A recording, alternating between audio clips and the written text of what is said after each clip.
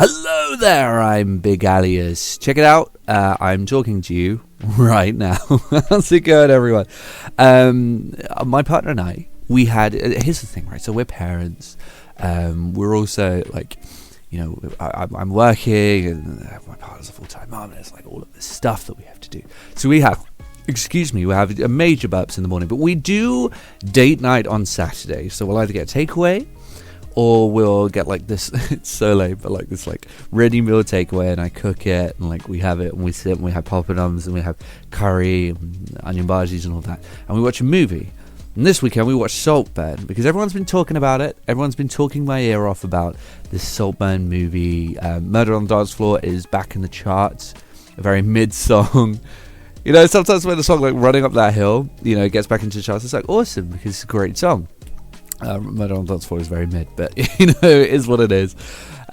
Saltburn, I just want to say straight off the bat, I think it's a great film. I think it's a really, really good movie. The only thing that really stuck out, and I will continue to harp on this, and this is a hill that I will continue to die on, like live, die, repeat. I will never stop dying on this hill. Shot in 4:3. I don't even think it's shot in 4:3, because it looks as though a lot of the frames are cut off. A lot of the frame is cut off at the sides. It looks as though it's been done in post. The composition doesn't really match a 4:3 thing, other than when awkwardly characters have to get right in one another's faces, which I understand is part of the film, like closing off the space and making the film very intimate. And I will admit that the directors, I don't know who directed this movie, did a great job of using that closed off space during a couple of conversations, and purposely had some sort of awkward cuts very effectively, using that frame quite well. Unlike Zack Snyder, who just puts it in 4:3 and is like, check it out, art house. And I don't like that at all. I think that's awful. But I think the cinematography in this film is great. The use of color is fantastic. The performances are very, very good. The use of space is great. I just think the writing overall is fantastic. I really like the movie. The only, other than the 4:3 thing, the only complaint that I would have potentially is sort of towards the end, you do come away with it like, is that a cohesive story? Did they kind of just fill in the blanks right at the last minute to turn it into a cohesive story, or did a bunch of stuff just happen in front of me? But at the same time, there's enough subtext for it to be for there to be purpose to the film. There are enough interesting shots and good performances for there to be definite purpose to this movie. There is a reason for this movie to exist, and it's a good reason. So though, despite the fact that it's slightly messed up in a couple of places, I would definitely say that this is a great film, and I thought it was very good. However, the most interesting thing about the movie is that it proves its own point. I mean, largely the subtext of the film is something that I harp on a lot about a lot, and I know a lot of people aren't going to like me for saying this, but I am going to say it because it's my freaking channel, and that is that wealth is not a marker of intelligence.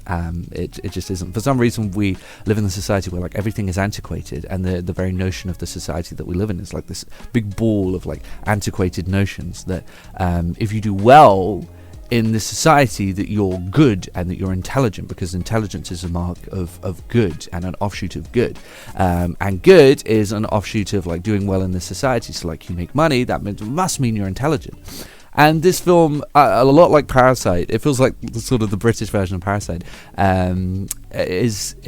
it sort of pulls that apart and says, actually, these people are just rich for the sake of it, and whether or not, you know, if they're passed down a huge castle, that doesn't mean that, hey, they're super smart. It just means that they have a castle and that someone gave them one. And I think it's good. I mean, it does it well. I'm trying to sort of say this without, you know, stepping on people's toes and annoying people, but I think I may have already done that. But yeah, it's very good at sort of, you know, there are a lot of out of touch conversations that these rich folk have, and a lot of moments of stupidity and like obsession with just putting on airs and maintaining a presence of, yes, we are above you, and we have to do that. Like that's very important. We must do it above all else. Even if someone's dying, you know, we have to eat lunch in a way that is befitting of our manner. You know, it's a very interesting take on that. But what I think is even more interesting is the way that the film has proved itself with this offshoot of people, I think it's on TikTok, being like, this is my movie. Like, we did it. This is a movie for the rich white folk. It's like if a bunch of people saw Get Out and went, oh, this is for us. This is for us white people. Oh, we did it, guys. This is a movie that celebrates white people. The fact that people are seeing Saltburn and going, oh, this is for the rich. Oh, this one is for us. You know, let's have a trend of us dancing through our big, posh, expensive houses to Murder on the Dance Floor. It's like, no, the whole point of the movie was to point out how stupid you are and how manipulated you can become and how obsessed with decadence and obsession you are, to the point where you'll just, get rid of all of that grandeur and all of that veneer and just accept it. Because you know you don't deserve it, and you know that it's not yours, and anyone can come in at any point with any sort of plan and invade on that. But the response to it was like, oh yeah, no, this is for us. We're super good, and we this is us. Yeah, it's a snake that eats its own tail, right? Because the whole point of the film is to say that actually this decadence is not a mark of intelligence. It's a mark of anything, and these people are super dumb. They're not very clever people. The people in Saltburn who own the home are not intelligent people, and the offshoot of that is for people to not understand the subtext and say, yes, this is us.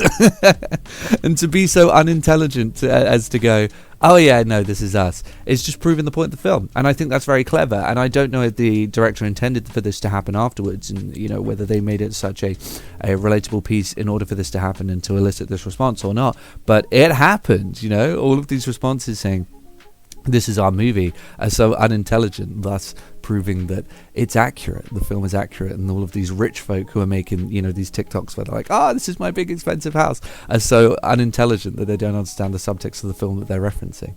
And I think that's a very interesting irony and a very 2024 thing to happen, but also I think it's very 2024 for people to not understand that this irony, this bittersweet irony, is happening right in front of them.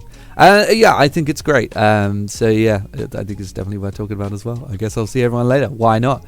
In my big posh, I don't have a big posh house, and I never will.